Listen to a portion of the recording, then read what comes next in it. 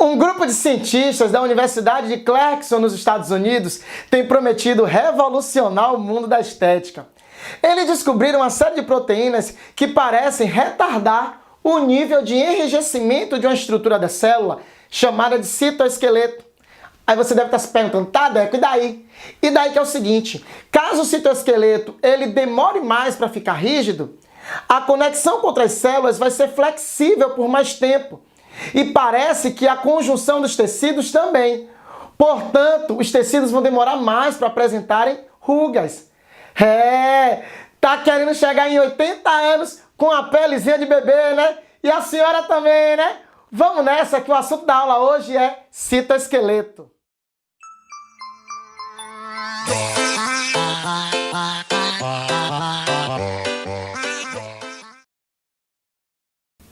Galera, o citoesqueleto é uma estrutura importantíssima para a vida celular.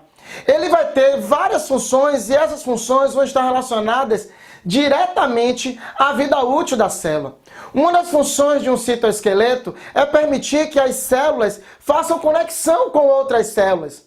Além da função de conectar as células, ela tem a capacidade de fazer o transporte intracelular, ou transporte, como as provas de vestibulares gostam de chamar, transporte citossólico, movendo uma substância de um lado da célula para o outro. Além disso, ela vai dar uma forma à célula, ela vai dar sustentação à célula.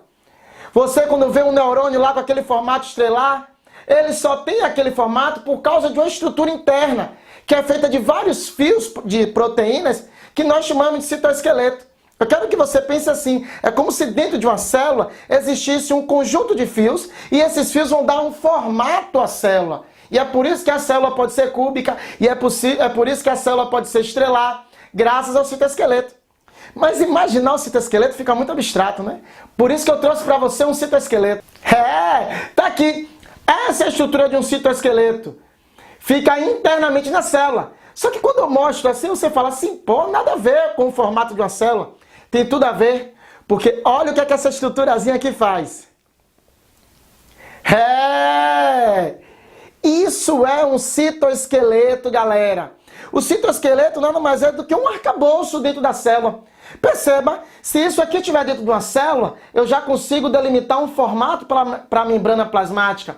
Eu já consigo delimitar o espaço interno. Se uma substância estiver desse lado, ela consegue ser transportada por outro ou para o outro, de acordo com os fios, vai servir como se fosse uma trilha. É como se fosse você querendo chegar lá em, sei lá, Guarajuba. Você vai pela linha verde. A mesma coisa é a célula. Quando a substância quer sair de um lado e para o outro, ela vai por fios. E esses fios são os fios de citoesqueleto. Só que é importante que você saiba o seguinte, galera. Que existem 3 tipos básicos de citoesqueleto. E é importante que você saiba muito disso, porque cai demais na prova. E a gente vai abordar os principais temas. Os 3 tipos de citoesqueleto são, anota aí, microfilamento.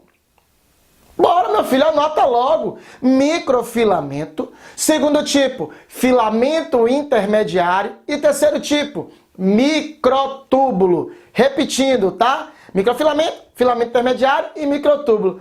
Qual é o grande lance? Eu preciso saber qual é a estrutura proteica que forma cada citoesqueleto desse e qual é o tipo de função que vai ser desempenhado por cada um.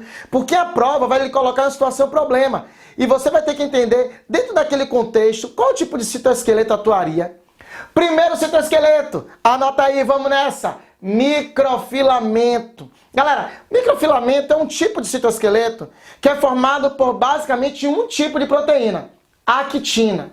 Mas geralmente a prova falam de 2, actina e miosina, beleza? Essas proteínas são proteínas bem finas. E elas vão ter uma alta capacidade contrátil, ou seja, elas se contraem com muita facilidade. Esse tipo de citoesqueleto vai estar presente principalmente nas células que precisam fazer muita contração. Nossa, Deco, que montanha! Que, sei lá, pão de açúcar, né? Só é possível... Aí aqui o fiozinho que não bagunçar. Só é possível você permitir uma contração muscular graças a um citoesqueleto que está presente nas células musculares, chamado de microfilamento.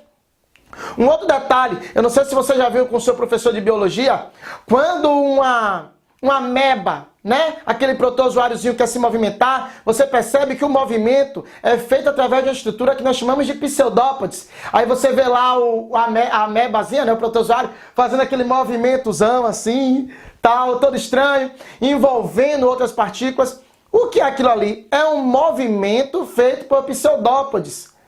Aquele movimento só é possível por quê? Porque eu tenho um citoesqueleto que expande a membrana e contrai. Expande, contrai, expande, contrai. E esse citoesqueleto é o microfilamento. Beleza? Segundo tipo de citoesqueleto, filamento intermediário. Aí é importante que vocês saibam o seguinte: o filamento intermediário é formado por uma proteína chamada de queratina.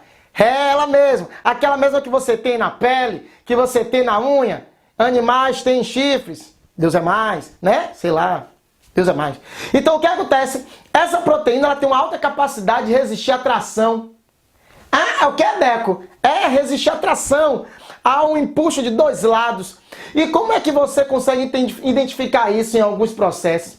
Eu não sei se você já viu, mas às vezes, quando vai passar alguma propaganda assim de Niele Gold, né? Sei lá, Coreston, esses produtos para cabelo, que eu não entendo muito bem, né? Infelizmente, mas quando você vê essas propagandas, sempre passa uma modelo, super magérrima, né?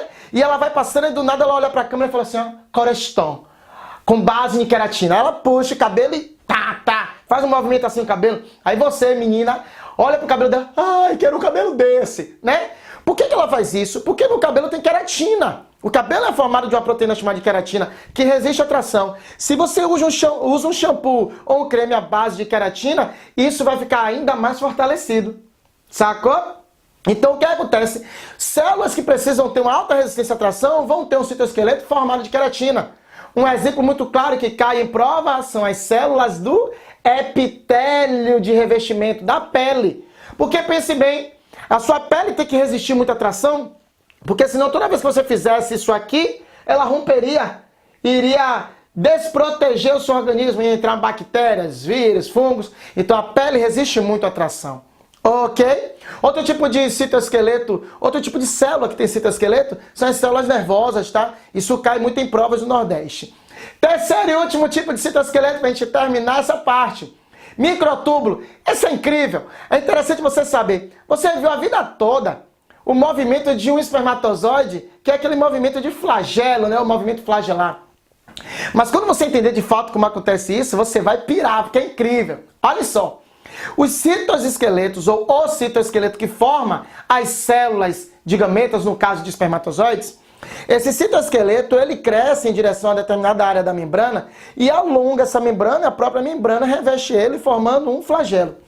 Só que como é que acontece aquele movimento? O que acontece é o seguinte, a proteína que forma esse citoesqueleto é o microtúbulo.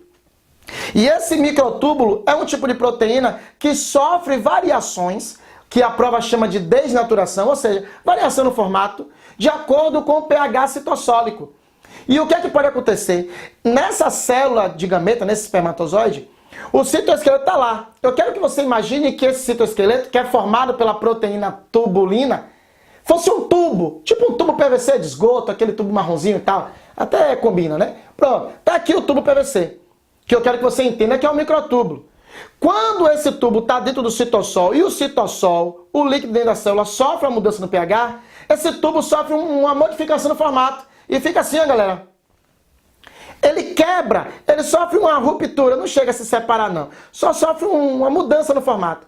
Quando a reação no citossol para, ele volta para o formato original. Recomeçou a reação, ele quebra. Parou a reação, ele volta. Só que isso acontece milhares de vezes por milésimo de segundo. É um processo extremamente rápido. Então imagine o tubo que é a tubulina sofrendo isso aqui constantemente.